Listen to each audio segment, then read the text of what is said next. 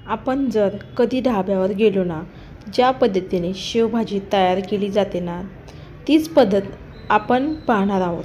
कारण ही शेवभाजी घरी करायला गेलो तर अगदी तशीच आपली भाजी तयार होत नाही. ही अशी मस्त छान तर्रीदार भाजी तयार होण्यासाठी ढाब्यावर ज्या पद्धतीने वाटण तयार केलं जातं ना, त्याची सोपी पद्धत आज आपण पाहणार आहोत. तुम्हीसुद्धा घरात भाजीला काही नसेल ना, तुम्ही ही भाजी नक्कीच तयार करू शकता. शेवभाजी बघू शकताय किती टेम्पटिंग दिसते, मस्त दिसते. तुम्ही ही भाकरीसोबत खाऊ शकता किंवा चपातीसोबत किंवा भातासोबत खाऊ शकता. अप्रतिम चवीची लागते. तुम्ही ह्या रेसिपी आता इंस्टाग्रामवरती आणि फेसबुकवर देखील पाहू शकता. अशा छान छान रेसिपीसाठी वैष्णव रेसिपी चॅनलला प्लीज लाईक करा, शेअर करा, मित्रपरिवारामध्ये रेसिपी शेअर करा, सबस्क्राईब करा. चला तर मग वेळेने घालवता रेसिपीला सुरुवात करूयात. सर्वप्रथम आपण शेवभाजी रस्सासाठी वाटण तयार करतोय. त्याकरता एखादी स्टील कढई घ्यायची आहे, सुक्या खोबऱ्याचे काप घ्यायचे आहेत. आता पण ढाब्यावर काय असतं ना, भट्टीमध्ये ना खोबरं कांदा भाजून घेतात. आपल्याकडे ती सोय नसल्यामुळे तुम्ही गॅसवर भाजू शकता किंवा असे छोटे छोटे खोबऱ्याचे काप तयार करून कढईमध्ये सुद्धा रंग बदलेपर्यंत खोबरं भाजायचं आणि काढून घ्यायचं. 2 ते 3 मध्यम आकाराचे उभा पातळ चिरलेला कांदा घालायचा आहे. उभा चिरून घेतलेला 2 ते 3 आकाराचे उभा चिरून, आणि ह्यात थोडंसं तेल टाकायचं, कांदा टाकायच्या अगोदर, आणि चांगलं तांबूस रंग येईपर्यंत त्याला भाजून घ्यायचा आहे. छान गुलाबी रंग जर येईपर्यंत भाजीला रंग चव छान येतो कांदा भाजल्यावर. आता हे बघा इतकं लालसर रंग येईपर्यंत भाजून घेतलेलं आहे. आता त्याच्यामध्ये टमॅटो घालायचं आहे. टमॅटो या भाजीला चटपटीतपणा येतो, त्यामुळे टमॅटो आवर्जून घाला. आता इथे 5 ते 6 लसणाच्या पाकळ्या घेतलेल्या आहेत, त्या टाकायच्या. आणि आपल्याला इथे 1 इंच अद्रकचा तुकडा टाकायचा आहे. आणि कांदा, खोबरं, लसूण, आलं भाजून घ्यायचे आपल्याला. टमॅटो छान मऊसर होईपर्यंत याला छान परतून घ्यायचं कांदा खोबऱ्याला, आणि हे थंड करून घ्यायचं आहे. आता काय करायचं, इथे मी मोठं मिक्सरचं भांडं घ्या. तळाशी आपल्याला छोटं मिक्सरचं भांडं घ्यायचं आहे किंवा मोठं घेऊ शकता. आणि तळाशी आपल्याला खोबऱ्याचे स्लाईस आहे ना, ते बारीक होते त्यामुळे खोबरं टाकायचं आहे. कांदा खोबरं यामध्ये सगळं घालून घ्यायचं आहे आपण जे भाजून घेतलेलं. कारण टमॅटोमध्ये ना जास्त पाणी असतं जास्त प्रमाणात, त्यामुळे कमी पाण्याचा आपण इथे टमॅटो असल्यावर पाणी न घालता आपल्याला हे बारीक म्हणजे खूपच बारीक वाटून घ्यायचं आहे. आता आपल्याला भाजी करायला घ्यायची आहे. आता कढईमध्ये 3 टेबलस्पून इतकं तेल टाकलेलं आहे. तेल छान चांगलं गरम झालं की तयार करून घेतलेलं वाटण आहे ना, ते सगळं यामध्ये घालून घ्यायचं आहे. याप्रमाणे भाजी केली ना, साधारण 3 ते 4 लोकांना भाजी अगदी आरामात पुरेल. आता गॅस अगदी लहान करायचा. लहान आचेवर हे वाटण चांगलं परतून घ्यायचं आहे. या वाटण लहान आचेवर तेल सुटेपर्यंत वाटणाचा हलकासा रंग बदलेपर्यंत हे आपल्याला परतून घ्यायचं आहे. साधारण 8 ते 10 मिनटं मंद आचेवर ह्याला चांगलं मी परतून घेतलेलं आहे. आणि हे बघा कढईने तेल सुटायला लागलेलं आहे. कढईच्या बाजूने तेल देखील सुटायला लागलेलं आहे. आता ह्याच्यामध्ये आपल्याला घालायचे काही मसाले.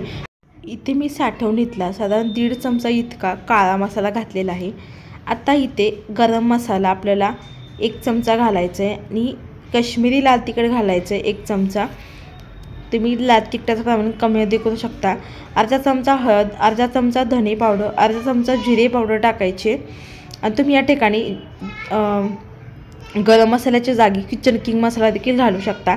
आता हे मसाले जे आहेत ना, छान याला तेल सुटेपर्यंत पुन्हा याला परतून घ्यायचं आहे. हे पुन्हा चांगले मिनिटभर 2 ते 3 मिनिट तेल सुटेपर्यंत हे मसाले असे परतून घ्यायचे आहेत. म्हणजे भाजीला ना तर्री छान येते. कडेने तेल सुटायला लागलं की ह्या स्टेप फार गरजेची आहे, म्हणजे भाजीला छान रंग येतो. आता यामध्ये कितपत आपल्याला रस्सा हवा आहे त्यानुसार अंदाजाने आपल्याला यामध्ये पाणी घालायचं आहे. आणि लक्षात ठेवा, पाणी चांगलं उकळून असं पाणी घालायचं. बघू शकता छान तर्री देखील आलेली आहे. रस्सा दाटसर एक संदपणा आलेला आहे. आता मीठ आहे ना, कारण मीठ शेवटी का घालायचं, भाजीचं प्रमाण आहे ना शेवटी ठरवत येतं, म्हणून चवीपुरतं मीठ घालून घ्यायचं आहे. ते सुद्धा शेवटी घालायचं. कारण गॅस लहान ठेवायचा आणि गॅस अर्धवट झाकण ठेवून आहे ना. आता मीठ घालून घेतलेलं आहे. आता ह्याच्यावरती झाकण ठेवायचं आहे. ह्याला एकदा मीठ टाकल्यानंतर मिक्स करून घ्यायचं या ग्रेव्हीला. आता मिक्स करून घेतल्यानंतर आता गॅस आहे ना मंद ठेवायचा आणि अर्धवट झाकण ठेवून आता 7 ते 8 मिनिट आता ह्याला झाकून ठेवायचे। आता बघू शकता सगळी चव रश्श्यामध्ये उतरते। बाजारामध्ये जाड शेव येते ना, विकत मिळते ना, ती घेतलेली आहे। ती शेव टाकायची आहे, मी थोडी टाकलेली आहे, नंतर वरून थोडी टाकणार आहे। आता काय करायचं बघू शकता, म्हणून चांगलं हे उकळू द्यायचं। हे असं केल्यामुळे मसाल्याची चव छान भाजीमध्ये उतरते, त्याचबरोबर रश्श्याला छान तरी येते। लहान आचेवर आपण जेवढं हे शिजू तेवढी तरी छान येते। बघा सुंदर कलर आलेला आहे। आता या स्टेजला आपण सुरुवातीला कोथिंबीर घातली नव्हती ना, त्या भाजीचा रंग काळपट येतो, असा लालबुंद येत नाही। आता तुम्ही सगळेजण एकाच वेळेस जेवायला बसणार असाल ना, तर इथे तुम्ही सगळी शेव घालू शकता, पण मी ते थोडी घातलेली आहे, नंतर घालायची आहे। कारण एकाच वेळेस शेव घातली ना सगळी तर ती चिकदा होतो, त्यासाठी आपल्याला थोडी शेव घालायची। इथे बघू शकता कलर किती सुंदर आलेला आहे या भाजीला। आता आपण ही गरमागरम अशी ढाब्यावरची जी मिळते ना, तशीच सेम आपण घरी भाजी बनवूया, ती सर्व करूया। बघू शकता गरमागरम अशी तुम्ही ही भाजी भाकरीबरोबर खाऊ शकता, अप्रतिम लागते, किंवा पोळीबरोबर, किंवा तुम्ही भाताबरोबर पांढऱ्या खाऊ शकता, खूप छान लागते। आता ही गरमागरम भाजी आपण सर्व करूया, शेवभाजी।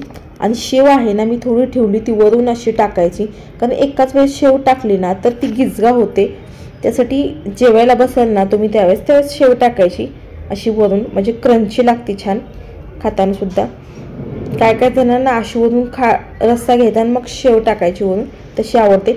इथे आपली शेवभाजी देखील बनवून तयार झालेली आहे, बघू शकता अगदी टेम्पटिंग दिसते, अगदी तरी छान आलेले, सुंदर कलर आलेला आहे शेवभाजीचा। इथे शेवभाजी बनवून तयार झालेली आहे, तुम्ही सुद्धा या पद्धतीने नक्की ट्राय करून बघा, जर भाजीला काय नसेल तर तर आजची रेसिपी तुम्हाला कशी वाटली कमेंट करून नक्की सांगा। अशा छान छान रेसिपीसाठी वैष्णव रेसिपी चॅनलला प्लीज लाईक करा, जास्तीत जास्त जणांपर्यंत ही रेसिपी शेअर करा, सबस्क्राईब करा, बाजूला जे बेल आयकॉन आहे त्याला क्लिक। वेळात वेळ काढून माझी ही रेसिपी पाहिल्याबद्दल तुमचं मनापासून धन्यवाद। चला तर मस्त जबरदस्त पुन्हा अशा रेसिपीमध्ये भेटूयात, तोपर्यंत धन्यवाद।